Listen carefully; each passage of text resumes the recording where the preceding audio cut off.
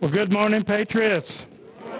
Welcome to the 363rd consecutive Friday meeting of the East Valley Red Friday Patriots.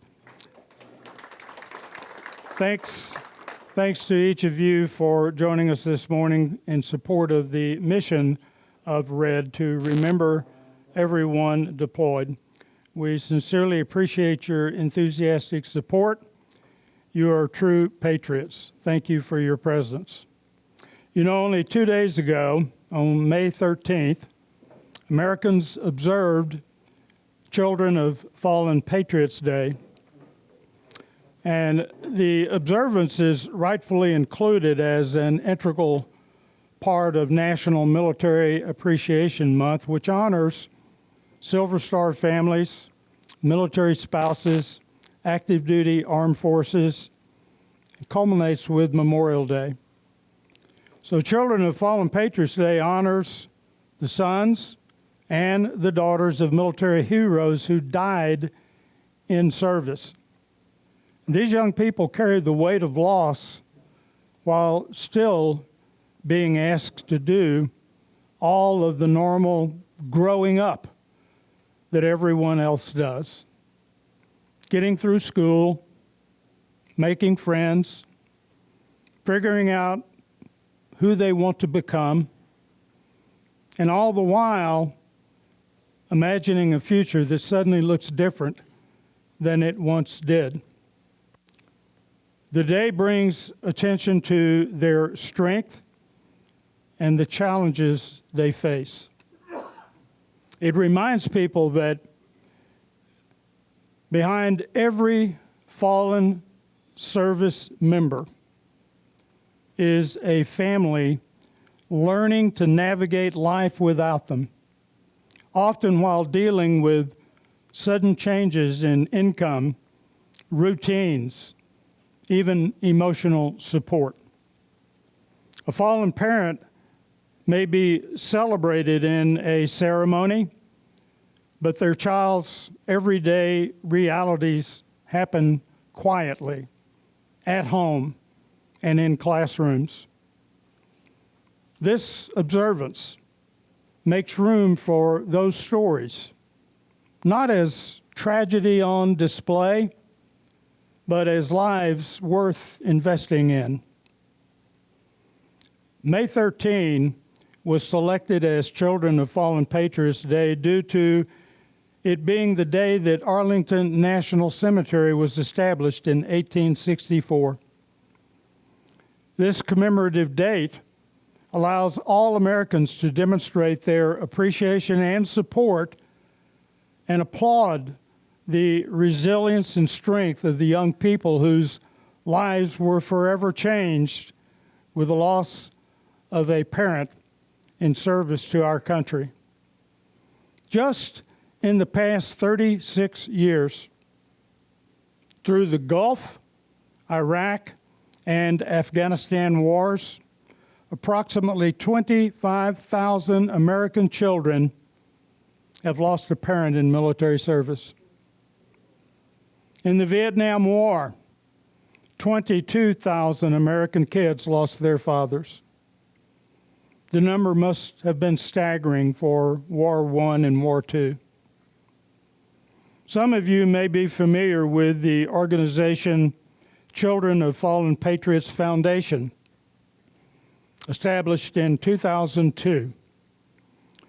The foundation has provided over $105 million in total assistance to include college scholarships, supplemental grants, and educational counseling for more than 4,200 military children who have lost a parent in active military service, including combat casualties, military training accidents, service-related illnesses, suicide, and other duty-related deaths as ruled by the Department of Veterans Affairs.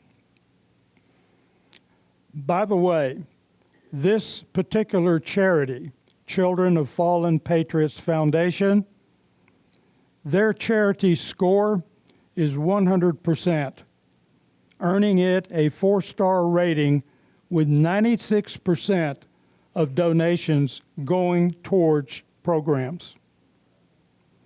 Other significant contributing organizations for these children include an organization called TAPS, Tragedy Assistance Program for Survivors, and the Gary Sinise Foundation, Snowball Express. If you are so inclined, please go online. Check out these organizations, and if you are moved by their good deeds, contribution, I'm sure, would be appreciated. God bless these children and their families. In August of 2025, the production company We Are True Patriots, in a collaborative effort between American and British performing artists, released the song, We Are the Children of Those Who Bled. I think you will find this song to be a quite powerful tribute to the fallen. Let's listen to We Are the Children of Those Who Bled.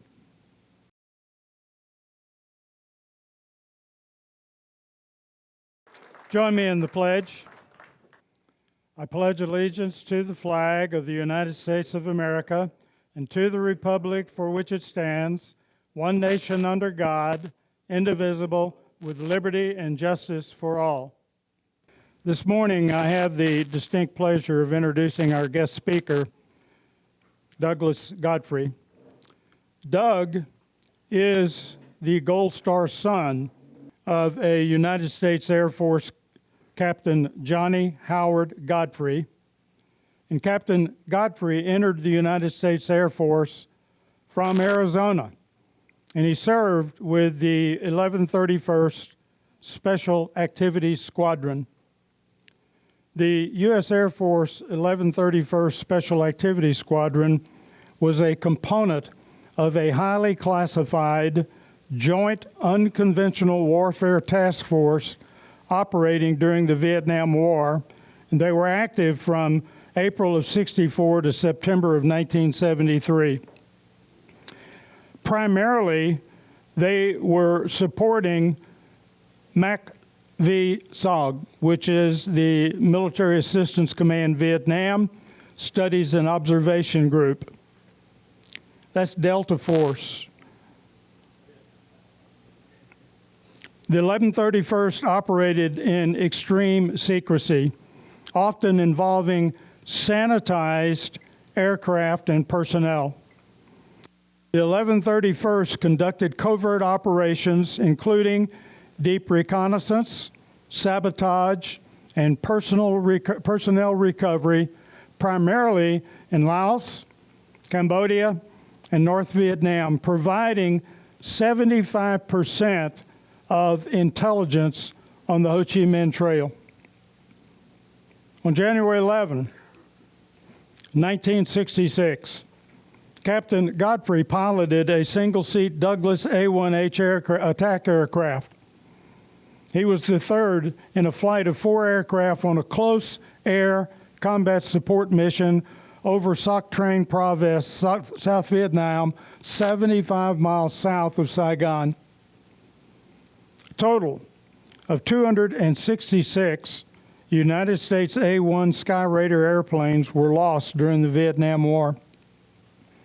This figure includes 201 lost by the United States Air Force, 65 by the U.S. Navy, covering both combat and operational losses. Over 100 U.S. Air Force pilots were killed in combat while flying Skyraiders. Most were lost to ground fire. Among the total, 5 were shot down by surface-to-air missiles and 3 in air-to-air combat.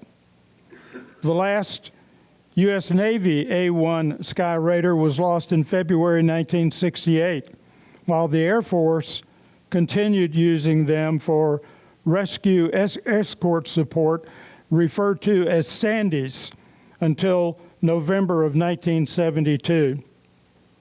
They were known as Sandys because Sandys was the radio call sign for the A-1 Sky Raider, assigned to protect helicopters during combat search and rescue missions in the Vietnam War. The term became synonymous with the specialized tactical role of covering downed pilots, suppressing enemy fire, and directing rescue operations.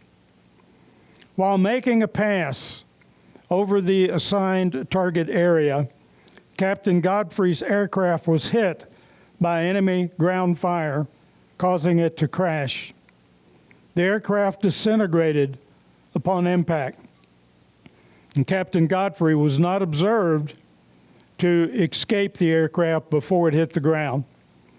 Search and rescue teams responded, but no trace of Captain Godfrey was found. He remains unaccounted for. Today, Captain Godfrey is memorialized on the Courts of the Missing at the National Memorial Cemetery of the Pacific. His name is also inscribed along with all his fallen comrades on the Vietnam Veterans Memorial Wall in Washington, D.C. Captain Godfrey is the recipient of numerous awards and decorations, to include the Distinguished Flying Cross Medal, the Air Medal, the Purple Heart Medal, and the United States Aviator Badge. Captain Johnny Godfrey's son, Doug Godfrey, who is here with us this morning, was born in Germany at the Ramstein Air Force Base, which some of you may be familiar with. Doug was raised and currently lives here in the Phoenix area. Doug earned a bachelor's degree in business from Northern Arizona University. He has 2 children, a daughter in Tempe and a son in Florida, who, by the way, is currently serving as a pilot in the United States Army.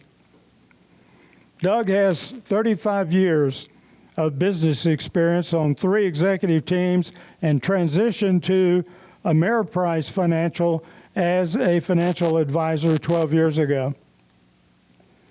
He is a board member and treasurer of a nonprofit called Singletons Serving Single Parents with Cancer, an Arizona-based 501c organization founded in 2006 and dedicated to supporting single-parent families battling cancer. Additionally, he was inducted into the Luke Air Force Base Honorary Commanders Program 2024-2026. The Honorary Commanders Program pairs local community and business leaders with 56 fighter wing squadron commanders to foster a mutual understanding of the Air Force's mission and community partnerships. The program runs on a 2-year cycle, with the 2024 through 2026 class consisting of over 80 civic leaders. Honorary commanders are included in unit functions such as change of command ceremonies, meetings, and family events. Ladies and gentlemen, please welcome this Gold Star son, Doug Godfrey. How about now? There we go. All right. Well, I always love those introductions. They make you sound a lot more important than you really are. Let me just start by saying that it's my honor to be here. Thank you for all you who served. I'm going to try to lighten it up a little bit. I'm not great at telling jokes, but I had to challenge Dick. I understand he's pretty good at telling jokes. So Tiger Woods was in Ireland, and he was driving across country by himself. And he came up to a gas station, and he must have met the only guy that doesn't know golf. Okay? So a gas station, he pulls in, gets out of his car, and the young man comes over to help him, fill up his tank, and he drops a couple of tees on the ground. And the young man's like, "What are those tees for?" And he goes, "Well, when I'm driving, I put my balls on there and helps me drive them off." He says, "Man, BMW thinks of everything."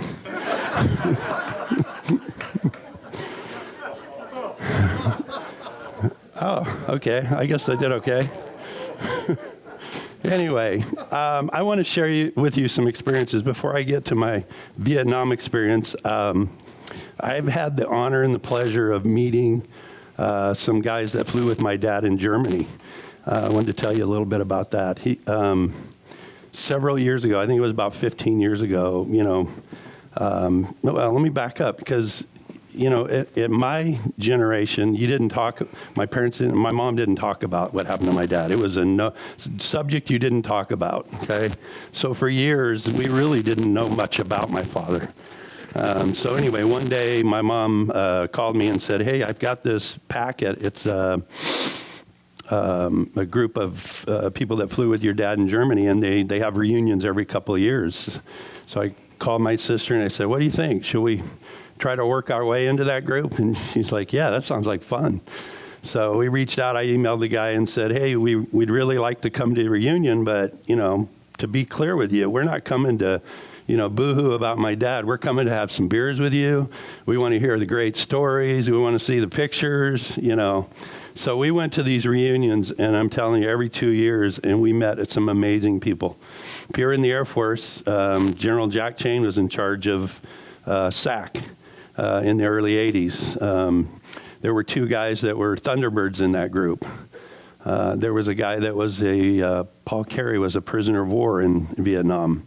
So it's a small group, but a pretty privileged group. And I didn't find this out for years, but one of the guys called me when we were in a hotel on the reunion one time. This is in Colorado Springs. And he said, can I come up and talk to you and your sister? And I said, sure. And he said, well, I just found out that this is no longer classified, so I can tell you something I did not know about my dad. But they were flying F-100s in Germany. I knew that. But didn't know that their job was that they had a 1.1 megaton nuclear weapon on that plane. Okay? And supposedly had a big line around it and guards, and not even the pilot was allowed near the plane unless they were given orders. So nobody actually ever took off into the air by themselves with a nuclear weapon.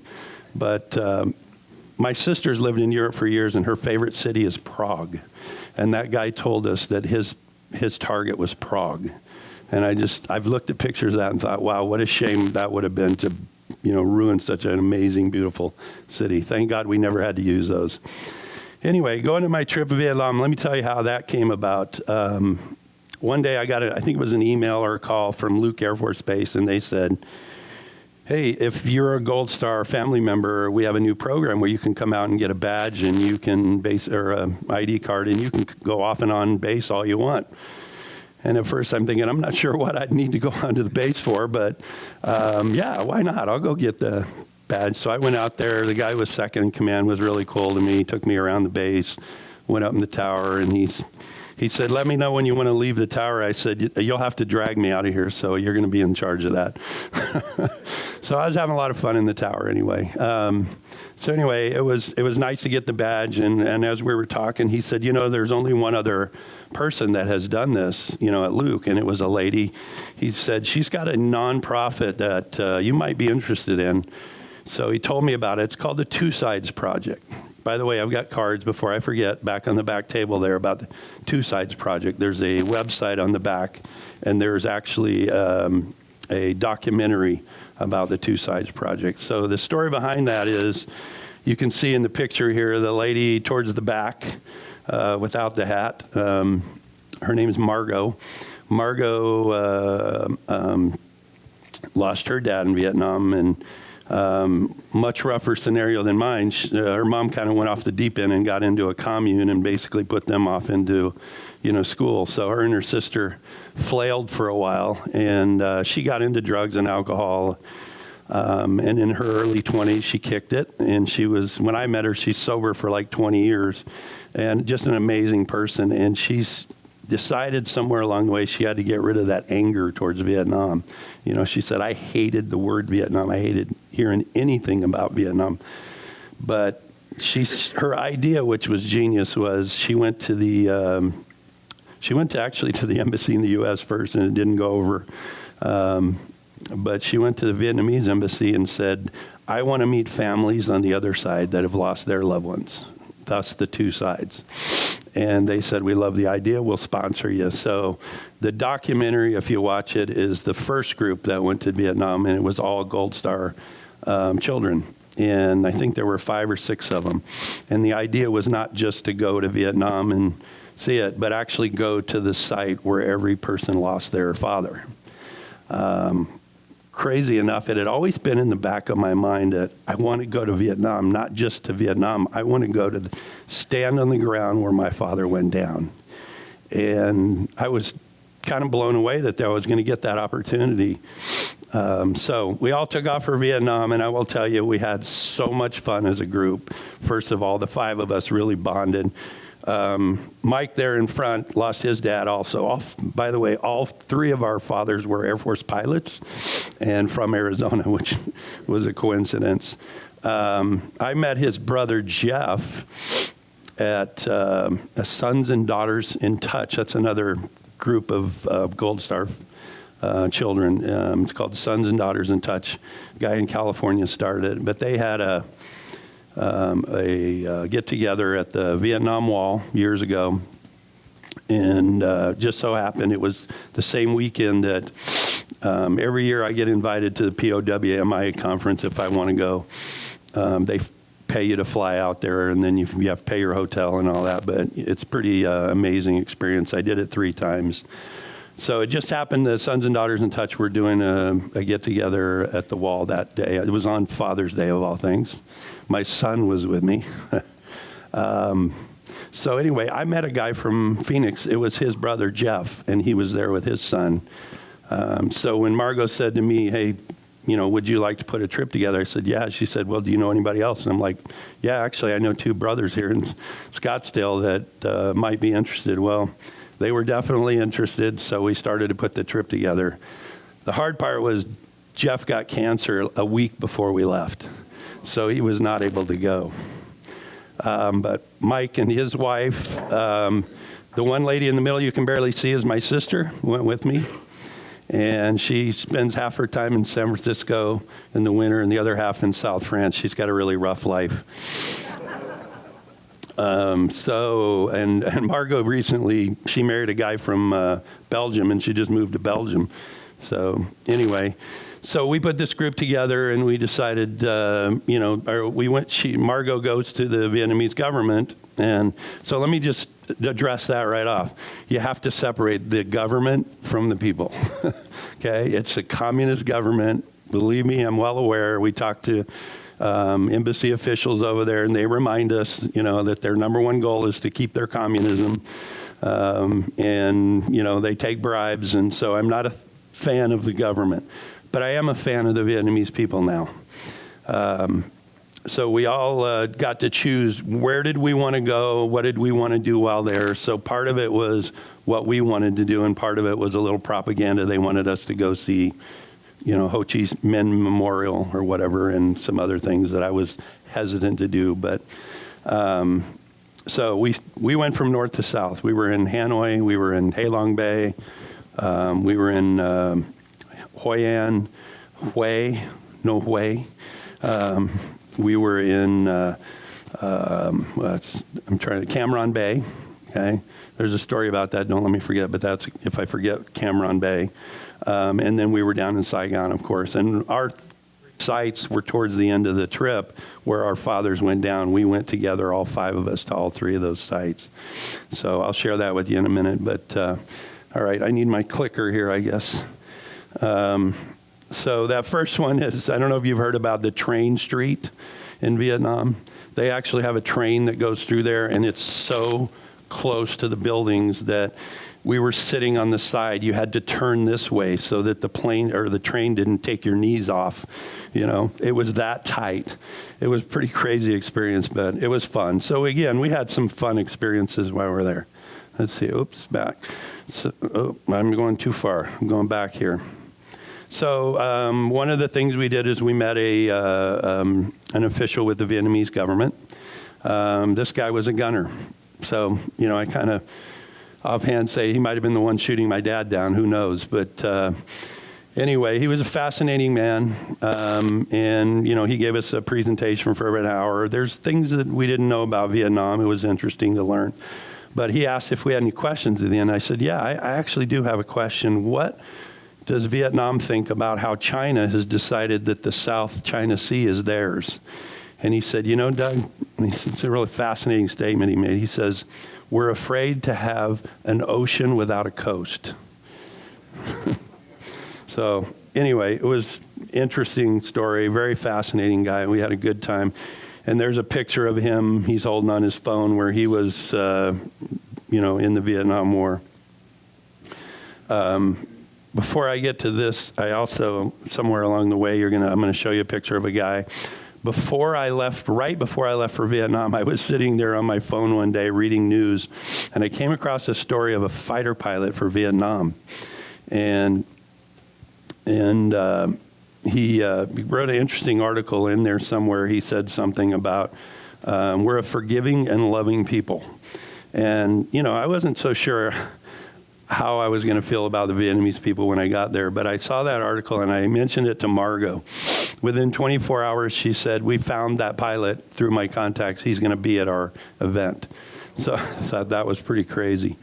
So this is just in Hanoi. We were out one night enjoying, and this is one of the family members that Margot had met on previous trips that's next to her that lost a family member in the war as well.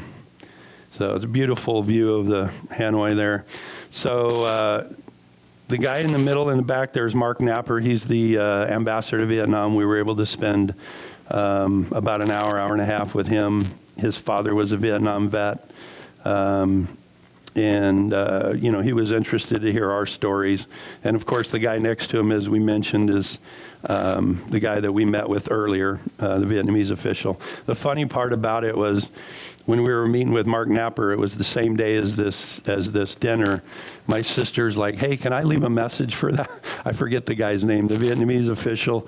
So he's, yeah, sure. And he hands her a napkin. She wrote the message on there and slid it under his plate.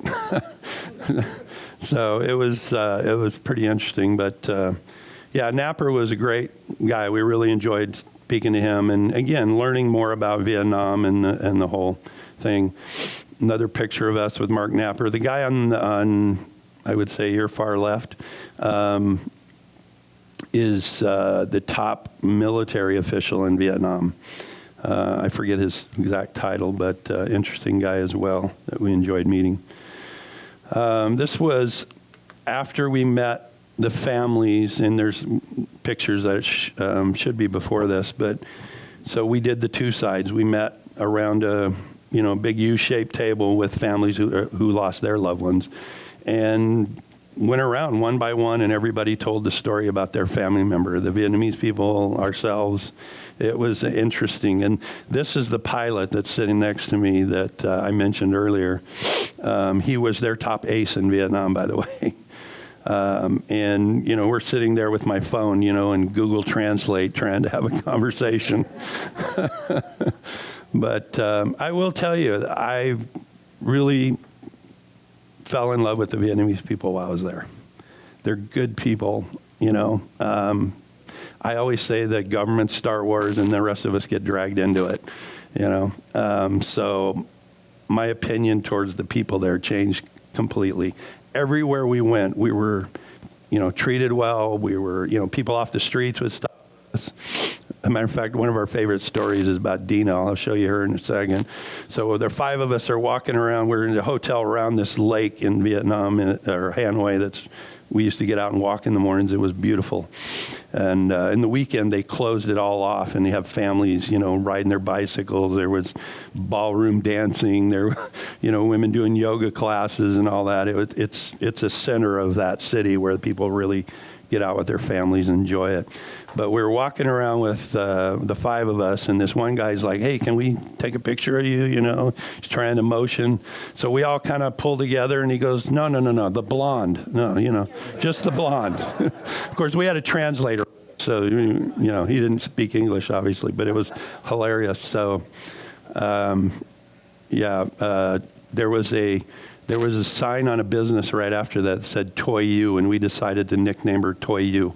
Okay? She was everybody's toy. Everybody wanted pictures with her. This is Halong Bay. Amazing place. We had a lot of fun on Halong Bay. We just did like 2 nights and 1 day there on a cruise ship, so to speak. By the way, we had the whole ship dancing that night. There was a bunch of really introverted, quiet people, and the music came on, and we were pulling them out of their chairs. We had a Congo line going, and we were there to have a good time. So this is a gentleman that we met. He was a jungle fighter from age 15 to 30. He actually owned a bed and breakfast that we stayed at, and you can see he had a pretty serious injury from the war. He said that he must have stepped near a landmine. I'm thinking if he stepped on it, he wouldn't be around, but it had something to do with a landmine. But we spent dinner and a morning talking to him, learning a little bit about his Buddhist things. The interesting thing to me at dinner was he had a Bible sitting right next to him. And he started, of course, we had a translator. He didn't speak English, but the translator basically was saying that, he was very fascinated about the Bible and said that he had read it from front to back and was, comparing it to his Buddhist faith and all that. So again, just learning more about the Vietnamese people, and we really enjoyed staying at that place. His daughter-in-law went to George University in D.C. I can't think of the correct name. What is it? Georgetown University, okay. Yeah, so she was very fluent in English, but we had a translator with us the whole trip, by the way. That was assigned to us. Once we told them where we were going to go, they set up the whole thing, and basically we literally wrote a check for like $4,000 for 2 weeks of, travel and things to do. That was a pretty inexpensive trip. So here's the same guy in his house, and, he was just sharing some different things with us. So this is a great story. So this Mike on the bottom here, this is his dad in Cameron Bay. And we had a guy who was in an earlier trip that Margot was kind of her GPS specialist. He was, as a career, he was search and rescue over in California, so he's really good with that. And we sent him the picture of his dad, and he found the exact spot where we were going to go. So in Cameron Bay, we went there. That was an incredible experience, putting that picture together and spending the time there for Mike. By the way, Mike's father was the only one that was remains were found. My father and Margot's father have never found the remains. But as you heard earlier, my father's plane disintegrated. We don't believe there's anything to find. Margot, on the other hand, is desperate to try to find her father's site, and really, they think they know where it is, but anyway, I'll get to that story. It's pretty interesting. So you remember the last scene in Vietnam where the helicopter's up on the top of and they say it's the embassy, but it's not the embassy. It was a CIA building. So the funny part is we spent like a day and a half looking for this place, and there's a bar that's called, I forget what it's called, the landing spot or something like that. And it's not the correct one. We thought it was the right place. And as we're getting ready to leave, somebody points out to us it was right next to our hotel. Wow. So on a trip in December, the guy I told you was GPS, he went back for the second time, and he actually went over there, and the guard turned his back, and he jumped in the elevator and went up to the top there and checked it out. So this is Hanoi. Another interesting story is the guy that's on the left there is Australian. His father was a Vietnam vet from Australia. And he was so fascinated and interested in helping his father that he went, he studied every single battle that his father fought in the Army. And, wrote a book about it and everything, took his father back there and went through. And his father has pretty serious PTSD, but I guess when he went back to Vietnam and they went to the spots where he actually had battles, it really helped him for some reason. And the interesting part also is this guy ended up staying in Vietnam, married a Vietnamese woman, and has a couple of children with her. And he's on my Facebook, so I see pictures from him all the time of, the beauty of Vietnam and all this. But he loves it there. He speaks fluent Vietnamese. Fascinating guy, and he helps anybody, Australians, U.S., and even the Vietnamese, in searching for loved ones that were lost. He, as you know, we lost enough, but the Vietnamese are looking for somewhere between 100 and 200,000 bodies still. Okay. And so he still shows pictures of them digging up. They'll be doing it for many years. So here's the train street. I thought it was in order, but it's not. I thought you'd get a kick out of this video. You can see how we're all sideways there. You don't dare stick out your hand and try to touch this train. Oh my One God, more it's last. fast. Oh, here we go. Oh my God. Get in here, Margot. Are you okay? Do you have yours? We're fine. Oh my God, it's really fast.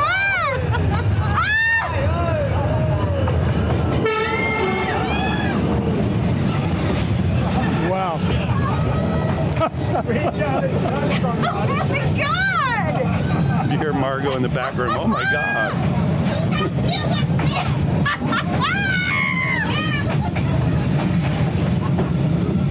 Yeah, you wouldn't see that in the U.S., would you? How long is it? It's almost done. It's not that long, but you got to hear after.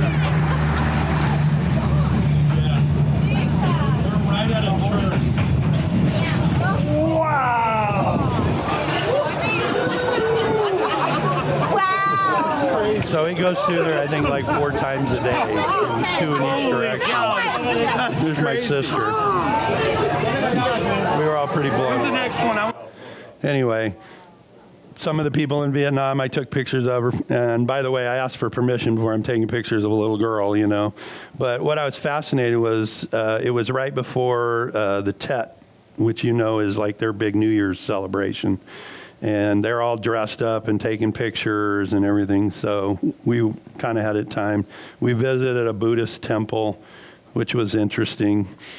That's part of the temple there. So this is the story. And by the way, we were there in January 2024. And Father's Day, some of you might have seen this article on 2024. The front page was a picture of my father and his plane, and the article was about this. It started and ended with this, but you'll forgive me if I get choked up myself every time I tell this story. But so my father left right after Thanksgiving, and he handed the wishbone to my sister and said, "You hold this till I get back, and we'll break it together." So the funny part is, little girls, what do? They take their nail polish, and she nail polished that, which thankfully probably preserved it for 65 years. She took it with her everywhere she moved. And when we went to Vietnam, we took it and broke it, put it right in the creek there. So that was the beginning and the end of the article, but it was all about our trip to Vietnam. So that was, and there's the spot where my father went down. This guy is the owner of that property. By the way, his parents were jungle fighters. But he was the most gracious man. I found it interesting. We're the exact same age. We both have 2 children. There were just a lot of commonalities, and we tried to give him some money to thank him, and he wouldn't take it. So we found some gifts for him. But yeah, I mean, I don't know 100% if that was the exact spot where my father went down. But according to JSA, no, I can't remember the joint program that's looking for veterans that were lost. The guy who's in charge of my father's case, they still are looking, which we've pretty much said, we don't think you'll find anything, but they said that, that's the GPS spot where he went down. And I asked him, I said, how sure are you that's where my father went down? He said, Doug, I truly believe it's within 100 yards, okay? So at the time, the guy told us it was all jungle. But now it's fish farms. They've built all these little, ponds, and that's what he does. He's raising fish in that area. So my sister asked me before we went, what do you want to do while we're there? And I'm like, I don't know. I'm not big on the incense and all that some of the others have been doing. She said, well, Dad's favorite drink was Johnny Walker Black. I said, great, let's get a bottle. So she got a small bottle of Johnny Walker Black. We got some little cups. And somewhere in here you're going to see, well, that was the other part of it. While we were there, I said, I had these pictures of my dad, and I think there's some I'll show in a second. She said, is there anything else you want to do? I said, I really just wanted to do 360 and just kind of take it in. But also, we took those pictures, and I said, what I want to do is fold them up like little airplanes and just toss them here. So the guys that were with us, I don't know if I have a picture of them, they folded them up for us, and there's us cheering the Johnny Walker. And I asked the guy if he minded if we, poured a little in his pond there for my dad, and the planes we threw out into the water. He was fine with all that, which was very gracious. So that's us having a good time. There's one of the pictures of my dad when he and some others were getting ready to board their planes or something in their flight suits. There's the entire group. So the lady in the red was a military or a government official. So you can't, in Vietnam, just go, I'm going to leave Saigon and go anywhere I want. No, it's not quite like that. You need permission. And we had permission, and they met us, and we had to meet them in town, and then she took us out to the spot. The lady on the far right was our interpreter, pleasant lady from Hanoi that went on the whole trip with us. Had a good time. So that was the spot where my father went down. So this is where Mike's father went down. And again, they found his remains, so we know 100% we were right on the exact spot. As a matter of fact, his brother Jeff wasn't able to go, so we had him on FaceTime. And as I'm doing this, he goes, oh my God, that's the rock that they show when they were doing the excavation for my dad. It was the exact rock, so they knew it was the right spot. The interesting thing about this was we were driving, with it on we all had it on our maps, and we're seeing how we're getting closer and closer. And we're driving down this road, and I'm like, it's right there. Why are they not stopping? And they went like another 100 yards, and then they stopped. And I'm like, why didn't they stop closer? We know that's the spot where we need to walk in. So we're there for like an hour. This is the government. And I don't even really know for sure what was going on, but we were getting a little impatient, frustrated, because it's getting late in the day. And, Margot was really upset. And I had to, grab her by the shoulders and say, Margot, it's going to be all right. Just relax. It's going to be okay.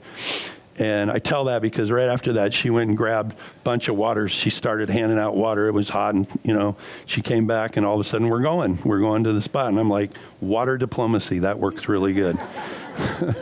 So, the reason that it was so interesting that we were delayed is by the time we walked about a mile to get to that spot, Mike looked down at his watch. It was the exact time his father was shot down. Yeah. Wow. Yeah. So we call them kisses from heaven. By the way, there was another one that blew our minds off and on. We were going through the airport, and I think it was in Korea. It was a stopover on the way to Hanoi. And we're all through the metal detectors already, and Margot's over on the other side waving and yelling, oh, you won't believe this. And we're like, is everything okay? And she comes through.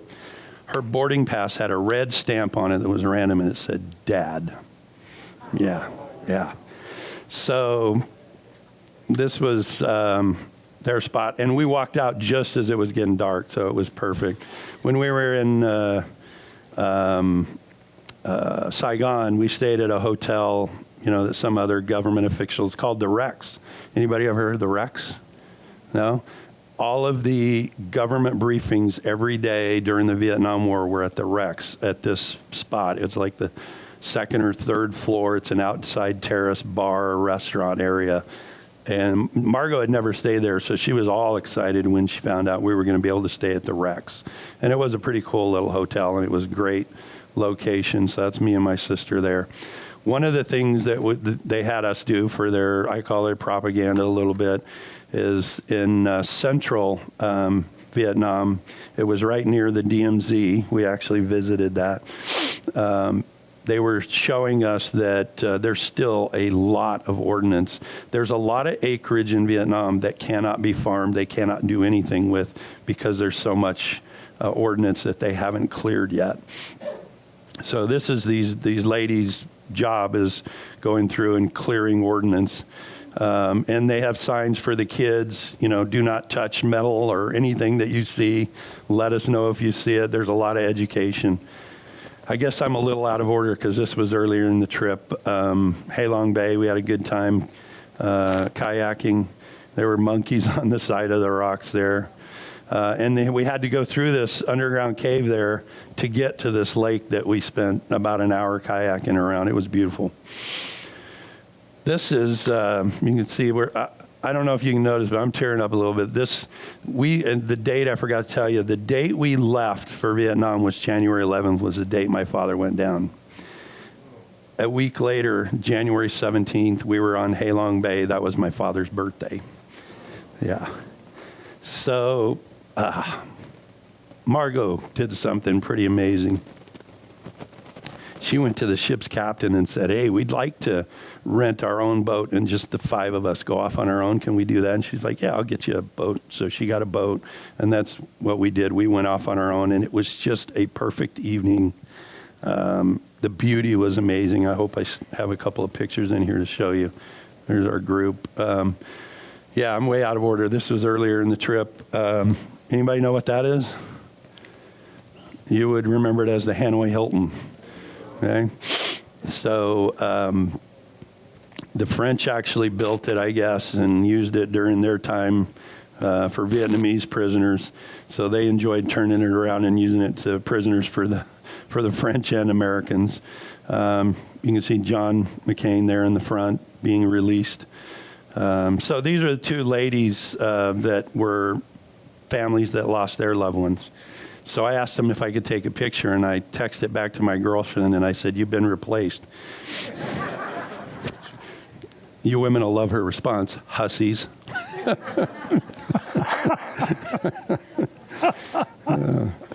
So anyway, there's our whole group of people that, we met with that told their stories. We told our stories. It was a great group. This gentleman in the front on the right was sitting next to me. He lost 2 uncles in the war. And immediately he wanted to be Facebook friends. We're still Facebook friends. We're still sending messages every month or 2 back and forth to each other. He was just a nice, really nice young man. But it was, heart-wrenching to hear everybody's stories. And the lady in red actually, I believe, works for the Vietnamese government, and her job is to go around and still find bodies. So she's got a big job. So yeah, that was one of our gifts that they gave us as part of this. Obviously, we gave them gifts. Thomas is his name. So that's the oldest, structure in Hanoi. I think it was around 1200, 1300 that was built. This is just part of our tourism. We had fun in Hanoi. Of course, you can't be in Vietnam without taking that picture and knowing where you're really at. That's pretty unique. By the way, we called her Toy Ann, and a little bit later, we found a sign. We decided Mike needed a nickname too, and then we saw a sign that said Hung Long. So this was taken from a restaurant we were at for lunch, and by the way, you can't really see it, but that's the lake that John McCain ended up in when his plane went down, and they fished him out of that lake. Okay, I think I'm at the end of my pictures. I think I've told, one last story. This was the craziest one. So I should have had a picture of Margot's site, but all of our sites were pretty much except for mine, we were out in rubber tree groves where you just got tons of trees that are perfectly lined up, rubber trees and leaves all over the ground. It was peaceful and pretty out there. So we get to the site, and Margot's just like, you can just see her pacing and stressing, and, she's not sure if this is really the site where her dad's at. And she kind of walked off on her own, and I said to my sister, let her have her peace for a little bit before we go bother her, And so after a few minutes, my sister walked down to her, and she put her hand on her shoulders and said, Margot, take a deep breath, relax. Remember, you've gone to a lot of trouble to get to this spot. and I believe your dad's here. Right then she looked down, I kid you not, and there was a empty cigarette carton, and on the carton it said two things. The first thing, it was the brand is called Jet. Okay. The second thing is it had a picture. Oh gosh, I'm going blank. A picture of a tiger. Her dad's call sign was Tiger. Wow. I looked at her and I said, if you don't think your dad's here, I got news for you. Doug, let me take this opportunity to present you with this certificate of appreciation and welcoming you to the Order of the Red. Mm-hmm. And this specifically states that the East Valley Red Friday Patriots hereby recognize and commend Douglas Godfrey for his untiring and selfless support of the United States Armed Forces, National Veteran Initiatives, and United States deployed service members. Mm-hmm. Thank you so much. Thank you. Thank you.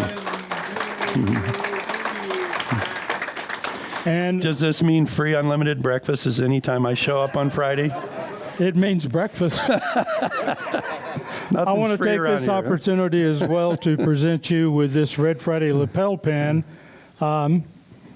This is a very, very simple token of our appreciation for you and for your family and for your father's service to our country. Mm-hmm. And hopefully, the opportunity presents itself, you will continue to wear this and promote our Red Friday program. Absolutely.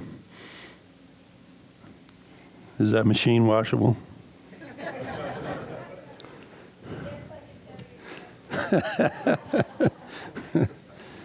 So I can leave it on there for good, right? Right. Yeah. Thank you. Thank you, sir. Thank you. My pleasure. Thank you for having me. In March of last year, the Arizona Army National Guard soldiers with the 3666 Support Maintenance Company were deployed to Germany for a 9-month tour of duty. And they were there to support the European Defense Initiative with vehicle recovery, vehicle repairs, and maintenance to sustain mission capabilities.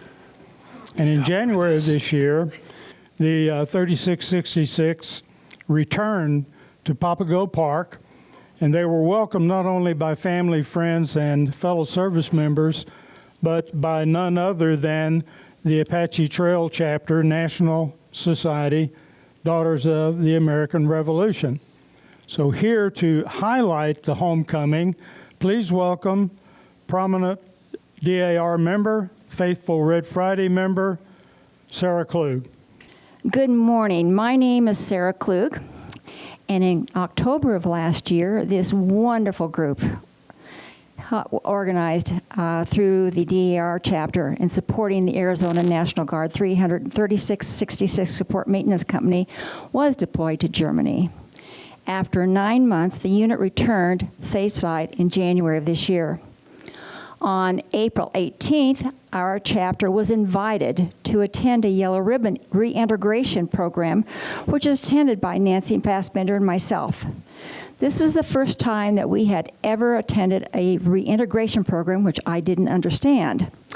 But what I would like to do, before I go into a little bit about that, I'd like to talk a little bit about the yellow ribbon, like this one up here. Why is it so important? And how long has it been around? And what does it symbolize? Well, there are a lot of myths and legends surrounding this. And I wanted, where's my one up here? Okay. There are a lot of myths and legends surrounding when the ribbons were first used. A song has appeared in various forms and for the last 4 centuries, believe it or not, and is based on the tradition of the yellow ribbon being associated with waiting for someone to return home or military troops. It appears to have been brought to America from Europe by English settlers during the Puritans. Now, the first time we had the yellow ribbon in the American pulp culture was the first appeared in 1917 during World War I. The song was, "Round her neck she wears a yellow ribbon for her lover who is fur, fur away." It tells the love of Susie Simpkins and her soldier lover Silas Hubbard. So the lyrics kind of go like this. Round her neck she wears a yellow ribbon. She wears it in the winter and the summer, so they say. If you ask her why the decoration, she'll say, it's for my lover who is fur, fur away. 2 million Americans would deploy to Europe and to fight in the Great War during that period of time. So this song was naturally very important for them. Get my papers going here. My goodness. Sorry.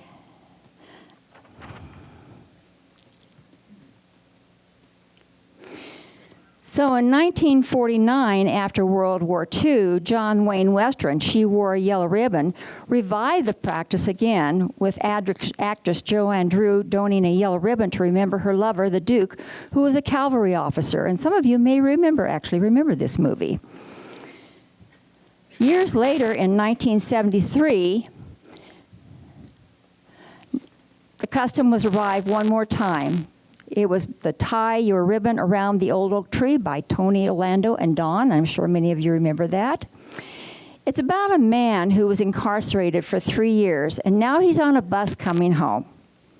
He writes a long letter to his lover, wanting to know if he should get off the bus or not when he arrives.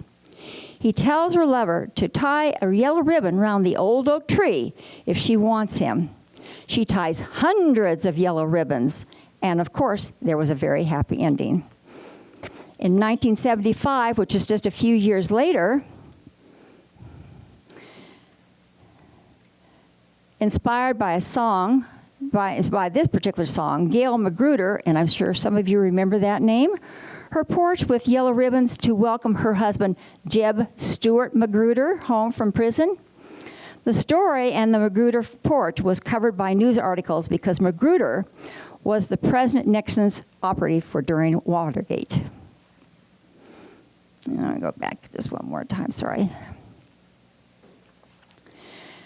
The one event that revived the yellow ribbon, perhaps good, happened during 1979.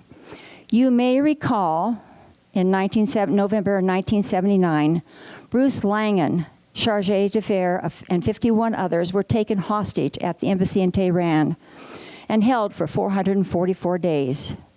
Penny Langan tied yellow ribbons to remember her husband and the hostages. Soon the yellow ribbons were showing up all over the United States as the hostages were being held. The families of the hostages formed a family liaison action group to help bring the hostages home. And of course, the symbol for that effort was the yellow ribbon, which has been adopted throughout the United States. Now, less than a decade later, the United States was facing a new crisis, the Middle East, Operation Desert Shield and Desert Storm.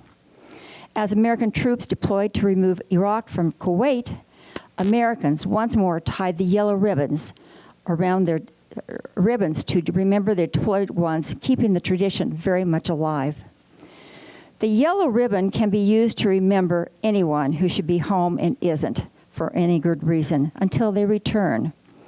American troops, though, are more likely to be the ones missing from the holidays and others important events, so it is very important that we remember everyone deployed until they come home. At the beginning, I mentioned the program, the Yellow Ribbon Reintegration Program for the National Guard and their family. In 2008, the National Defense Authorization Act authorized the National Guard, in 2008, the National Defense Organization established the Yellow Ribbon Reintegration Program to assist the National Guard and Reserve members as they transition their military to their civilian roles. By providing deployment cycle information, resources, and programs, the Yellow Ribbon Integration Program addresses the unique challenges facing the Guard and Reserve community, including geographic dispersion away from military support networks and fewer deployment resources than the active component. It was a privilege to be invited to the Arizona National Guard for the Yellow Ribbon Reintegration Program in April. Since this group supported the 3666 Support Maintenance Company, I took pictures pictures for you to take a look at for these young men and women who are serving our country with pride. And I'm telling you, they are serving their country with pride. First of all, I wanted to show you one of the trifolds that we did for our table. On the left, on that trifold, we had information. We showed the pictures of all the boxes that you helped us provide for that organization. And on the right, you'll see the pictures of the Red Group. I made sure that they knew who you were and what you did for them. This is a better picture to show you. Whoops, went backwards. This is a better picture to show you what it looked like. We actually had cookies on yellow, of course, for the yellow ribbon, keychains with American flags, and we had yellow ribbons and taffy for them when they came through.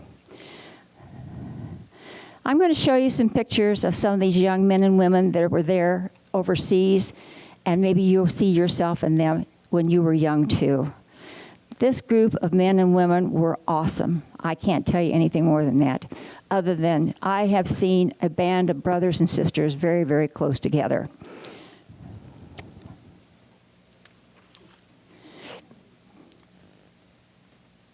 As you can see, there were a lot of them. There were 136 people, 136 troops, men and women there, as well as 27 family members. And in this one, you'll see some of the family members, some of the wives that were sitting there with their men. And if you'll notice how young they are. I felt like the grandmother of the area.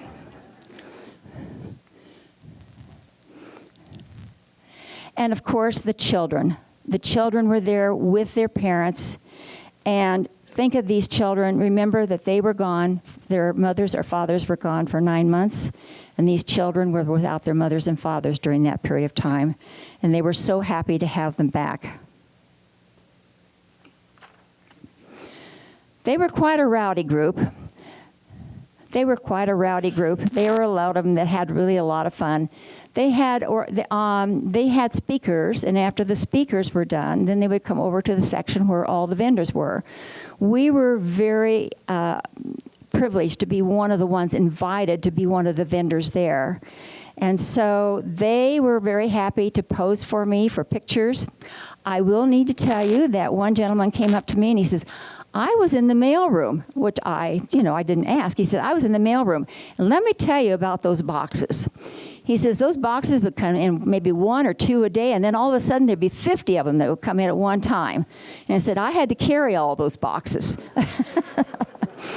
So, they were very open and honest with me. I told them all about the Red Group, and I want to tell you one thing that they said. They said, thank you so much for everything that you did for them.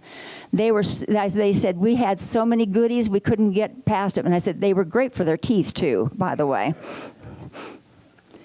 So here are some other pictures of the men with their spouses. And there is a picture of the vendors that we had while we were there. Now, you can't forget the children again. The children were wonderful. There was a gentleman there that took care of the children. He took them off into another area. But when they had a break, the children all went around to every one of the vendors, and they picked out little goodies here and there that they could take with them. So, this little girl that's right there in the pink, she was the first little girl that I saw when I walked into the room. She was just absolutely precious. And of course, I could not forget to show you all the boxes you helped us send overseas. Look at that, 20 boxes you helped us with. Thank you so much for everything that you did. And I want to thank all who are serving and have served. And I want you to remember everyone deployed. Thank you very much. There you go. Sarah, hang tight for me one moment, will you? Sure. Though you do not get out of here easy. I wanted to. If you take a look at the history of this Red Friday group and the Apache Trail chapter of Daughters of the American Revolution, almost any type of activities that they've been involved with, this lady's photograph is there. I think she serves on every one of their committees, and she is extremely involved as a hands-on And as you can see, she's everywhere, whether it be at a airport welcoming the DAR Veterans Home from an honor flight, or at this welcoming ceremony for the maintenance company. And that said, Sarah, we want to take this opportunity to welcome you to the Order of the Red. And this specifically states that the East Valley Red Friday Patriots hereby recognize and commend Sarah Klug for her untiring and selfless support of the United States Armed Forces, your community service, national veteran initiatives, and U.S. deployed service members. Thank you. Thank you. Thank you.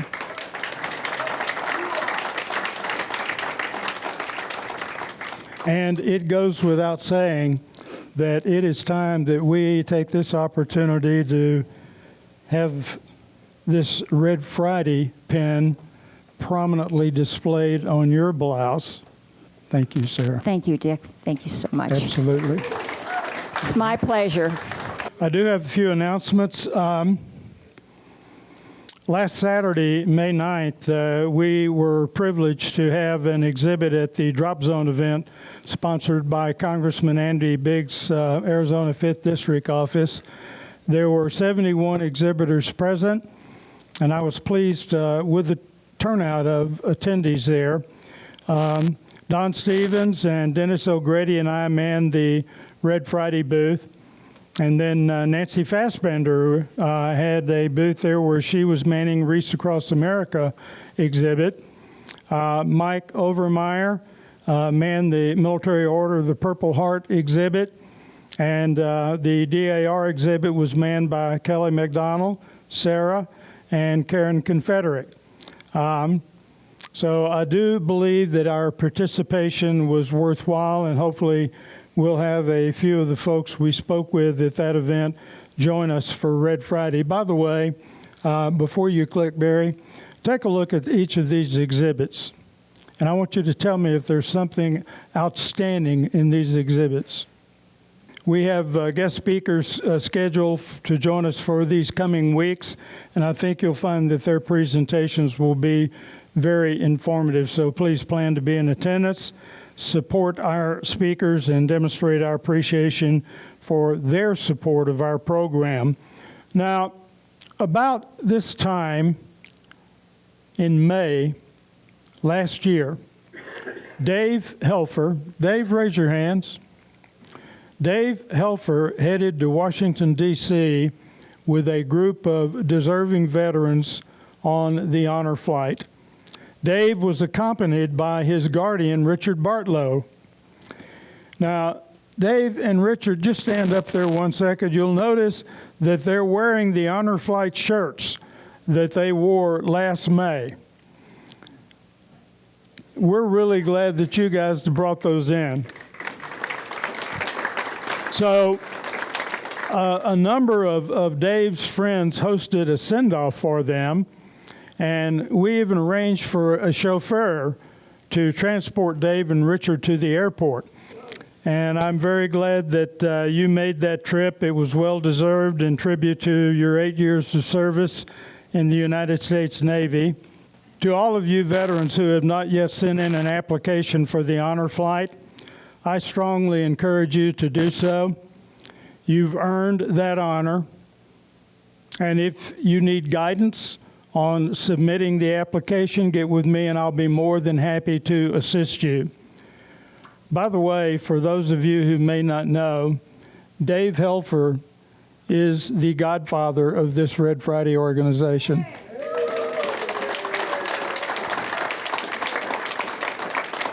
So to our guests that have joined us today, thank you for joining us. We sincerely hope you've returned to share in our camaraderie, support our mission. Please know that you'll always be welcome at our Red Friday group. Russ, appreciate you guys coming in today from California. Anytime you have need to sit down and chat a little bit about what's going on in California, I'll be happy to chat with you. And as a final reminder, let's not overlook the importance of our Red Friday mission. to keep our deployed warfighters in our thoughts and prayers, and continue to demonstrate our support for these fine men and women. Enjoy your weekend. Thank you.